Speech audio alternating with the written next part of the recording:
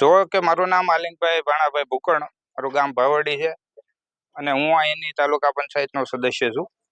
તો જ્યારે ગઈકાલે અહીંયા બનવા જોગ સાંજે વાઘાભાઈ સીડા તેના પુત્રને લઈ અને તે જતા હતા, ત્યારે દૂધની ડેરીએ જાતા રસ્તામાંથી એને સિંહણ પકડી, બાળકને સિંહણ પકડી અને લઈ ગઈ.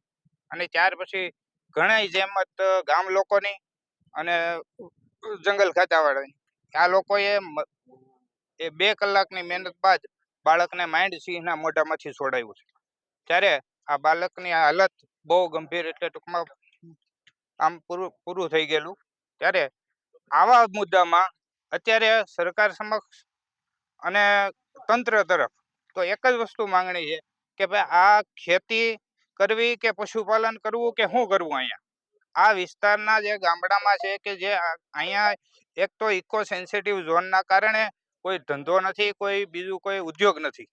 ત્યારે બીજી વસ્તુ કે આમાં જે અત્યારે ખેતી અને પશુપાલન 2 જ વ્યવસાય છે. તો ખેતી કરવા માટે અત્યારે સીમાડે જવામાં ફફડાટ થઈ ગયો છે અને પશુપાલન રાખી શકતા નથી, કારણ કે અહીંયા સરવા માટે જે જંગલ હતા તે જંગલ બધા સરકારે બંધ કરી દીધા છે. અને બીજી વસ્તુ કે અત્યારે ખેતરે જવા માટે પણ જોખમ છે કાયમિકનું, કે ખેતર જવું તો રાતે આ વન્ય પ્રાણી જો હવે માનવ ઉપર હુમલા કરવા માંડ્યા છે, ત્યારે હવે રાતના તો શું કરવાનું? આ જો ધોળા દિવસે આવી રીતનું પકડી જતા હોય તો પછી રાતનું ખેત વાડીએ કોઈ હોય નહીં, ત્યારે એક બહુ મોટું જોખમ થયું છે. ત્યારે હમણાં આવવાના વનમંત્રી સાહેબ આવવાના છે, ત્યારે આપના મીડિયા દ્વારા જે યોગ્ય રજૂઆત થશે તે કરશું. જેમ સરપંચે કીધું એમ તો અમે છેક સુધી લડી લેવાના મૂડમાં બધા છે અને સહકાર આપશું.